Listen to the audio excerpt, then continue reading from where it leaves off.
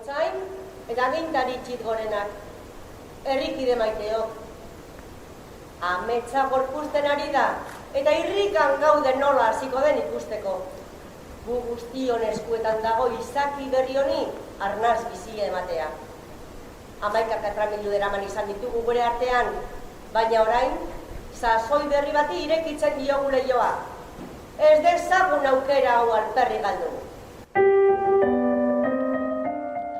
Atzoko izerdian gaurko ogia dela esaten dute. Hainbat astetan entzaiatzen egon ostean, euren ogia dastatu dute 11 seme-alaba antzerki obrako kideek. Erronka ez da batere makala izan. Izan ere, Arrasateko Doke antzerki taldeko lagunek Eusko Ikaskuntzaren 100. urteurrenaren harira sortutako obra taularatu dute oinatin. Jose Mari Belez de Mendizabal Aramaiorrak sortu du testua, eta bere hitzetan, ongi hautatu behar izan du ikuslari transmititu beharrekoa. Ikusleari, herri honek, azkenian herri honek bizi izan duena, azkenengo 100 urteotan. Alde batetik, iaia zerotik abiatu behar izatea, martxan makinaria bat jartzeko, nolabaiteko koipetasuna emango ziona, makineria kultural eta gizarte makinaria horri, ez dugu astu behar Eusko Ikaskuntza dela, Euskal Herri osorako sortzen den lehendabiziko struktura bateratua, eta noski hori ere nolabait transmititu nahi izan dut, ezta. Aro ezberdinek osatzen duten ibilbidea sortu du Aramaioko idazleak, besteak beste, baserri mitologia indartsua zen Karlistaletik, Bigarren Errepublikatik, gerratik, erbestetik edo trantsiziotik barrena bidaietuko du ikusleak Eusko Ikaskuntzaren eskutik. Ikaskuntza joan da paraleloki herri honek edo gizarte honek markatu duenarekin. Sufritu ditu, pairatu ditu miseria berdinak eta kantatu egin ditu alaitasunak herriarekin batera. Nire ibilbide osoan sensazio gazi goxoa izan dut. Txalo zurretan jaio ezin induten. Eta bidea egiten jakin behar izan dut. Inortxok ez ditez eroparitu.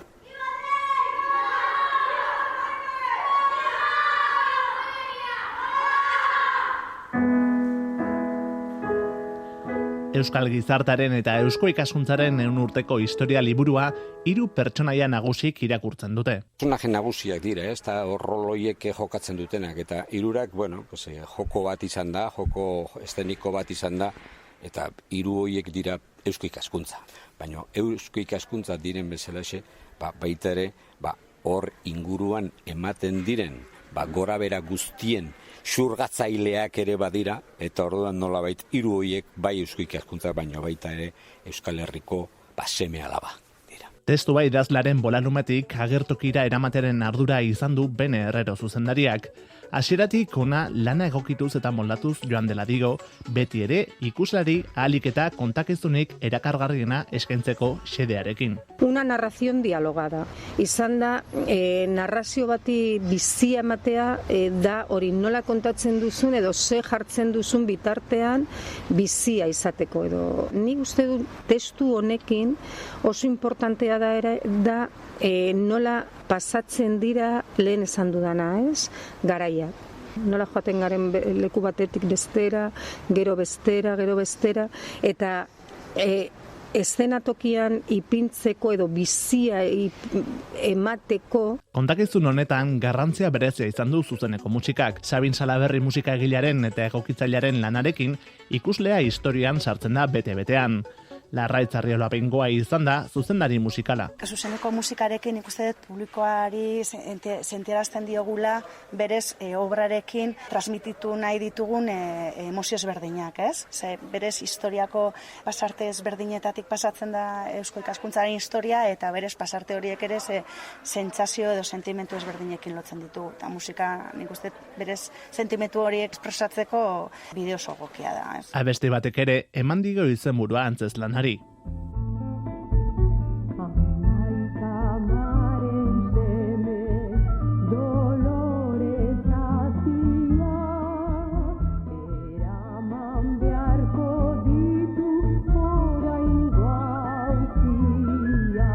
Seme, parentesi artean alaba. Horrek esan nahi du Eusko Ikaskuntzak ez duela generorik. Eusko Ikaskuntza da hainbaten seme edo alaba. Orduan horren ondorioz, asmatu nuen izena edo titulu hain zuzen ere jokatuz, bigarren edo lehen da biziko karlistadako abesti baten inguruan, ezta? Bere garaian Lourdes Iriondok abestu zuen abestia, ziurazki azkuek Aramaizu aldean bildua, eta nolabait islatzen du zer nolako miseriak bizi behar izan zituen. Herri honek bere burua altxatzen ikusi artean.